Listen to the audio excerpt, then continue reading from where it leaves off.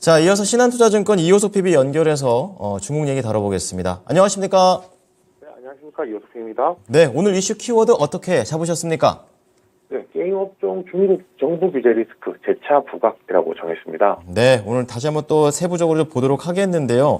이 중국 정부 측에서는 지금 고강도 규제를 발표했고 중국에서는 급락을 관련된 종목들이 했다가 다시 한번 판호 발급이라는 유화 제스처가 나와 있는 현재 상황이 되겠습니다. 관련된 세부적인 내용들 들어보겠습니다. 네, 우선 날짜는 12월 22일이었었고요. 그 중국 국가신문 출판국이라는 곳에서 온라인 게임 관리 방법과 관련된 초안을 발표를 했습니다. 이게 좀 정확하게 따지면은 의견 수렴안의 초안 정도다 생각을 해주시면 되는데요. 아무래도 정부에서 게임 산업에 대한 규제를 조금 더 강화하겠다라는 행동이잖아요. 그렇기 때문에 대표적인 게임 기업인 텐센트, 그다음에 네디지 같은 이런 회사들 같은 경우가 시장에서 12%, 한 24% 정도 급락하는 모습들을 보여주었습니다.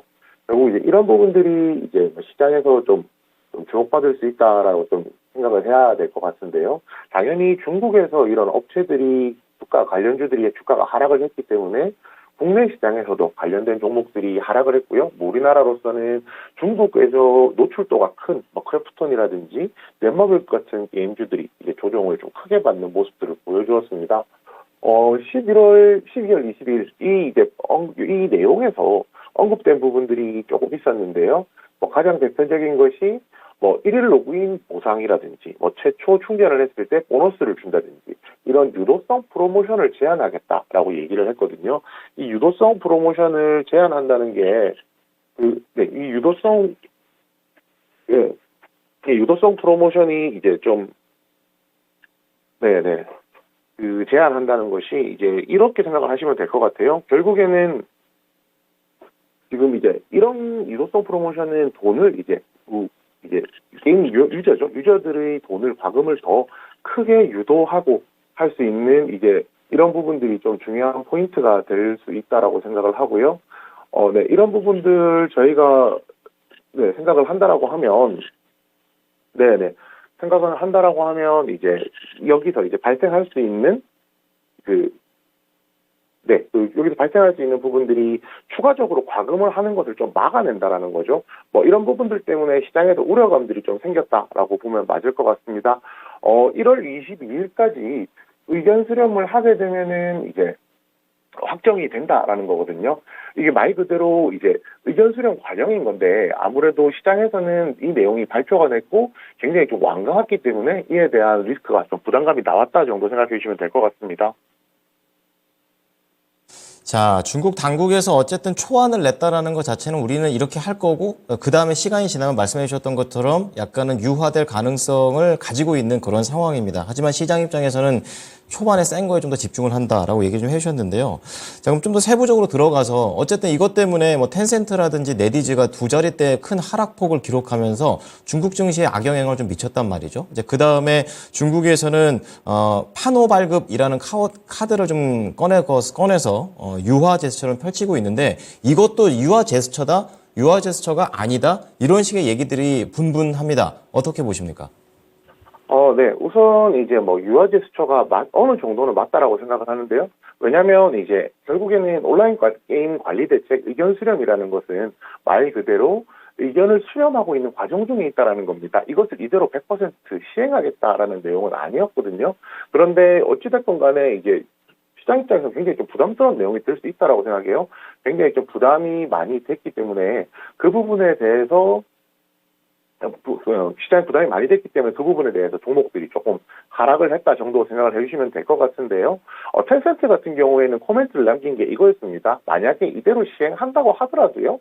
게임 비즈니스 모델이 근본적으로 바뀌진 않을 것이다. 바꾸진 않을 것이다. 라고 얘기를 하면서 우려 자체는 조금 일단락되는 모습을 보여주었고요. 추가적인 조정도 사실 상대적으로 나오지는 않았었거든요. 결국에는 이렇게 생각을 하면 될 것 같습니다.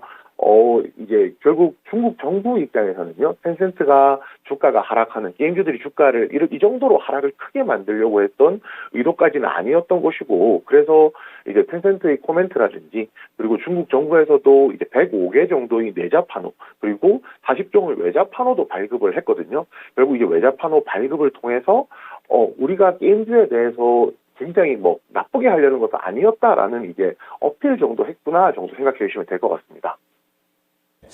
자, 관련해서 이 중국의 움직임을 국내 게임사들은 지금 어떻게 받아들이고 있나? 전체적인 그림에서는 약간 탄력도가 줄어들었고 살아남은 종목들을 좀 체크해 보면은 가장 높게 가는 순서로 위메이드, 크래프톤, NC소프트, 네오위즈 요 정도 순서고 중소형 쪽에서는 거의 다 하락으로 전환되어 있는 그런 상태가 되겠습니다. 관련주들은 어떻게 접근하는 게 좋을까요? 네, 아무래도 이제 중국 노출도가 높은 업체들 중심으로 하락을 했거든요. 결국 뭐 크래프톤이라든지 위메이드, 세브시스터즈, 넷마블 같은 종목들이라고 할 수가 있겠는데요. 결국에 이제 중국 노출도가 높은 업체들은 상대적으로 중국에서 이런 규제가 생겼을 경우에 매출 자체가 좀 줄어들 수 있다는 부분은 좀 고려를 해야 될 것 같습니다. 그렇지만 이제 판호를 발급받은 업체들, 이번에 새로 발급받은 업체들 위주로는 조금 더 긍정적으로 생각해 볼 필요가 있다고 생각을 해요.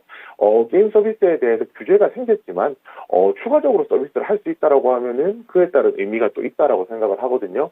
현재 좀 주목해볼 만한 업체는 위메이드, 넷마블, NC소프트가 될 것 같습니다. 위메이드, 넷마블에 대해서는 이제 이미들 다 알고 계시겠지만은 NC소프트 같은 경우 블레이드 앤 소울 2가 이제 서비스에 대한 판호를 받은 상황이고요. NC소프트가 최근에 이제 게임과 관련해서 시장에서 이제 좋은 평가들을 많이 못 받고 있었던 상황이기 때문에요. 오히려 이 판호라든지 이런 부분들이 나온다는 것에 대해서 오히려 우리나라 국내 시장이 아니라 중국 시장까지도 한번 노려볼 수 있다라는 점에서 기업에 대한 이미지를 개선하는데 어느 정도 좀 긍정적인 요소가 되지 않을까 그렇게 생각합니다. 네, 딱 말씀해주신 종목들이 살아남은 종목이 되겠습니다. 살아남은 종목에 조금 더 포인트를 두고 게임주 접근해 보도록 하겠습니다. 오늘 말씀 감사합니다. 네, 감사합니다. 네, 자 오늘 나우차이나 신한투자증권의 이호석 PB의 게임에 대한 의견 들어보셨습니다.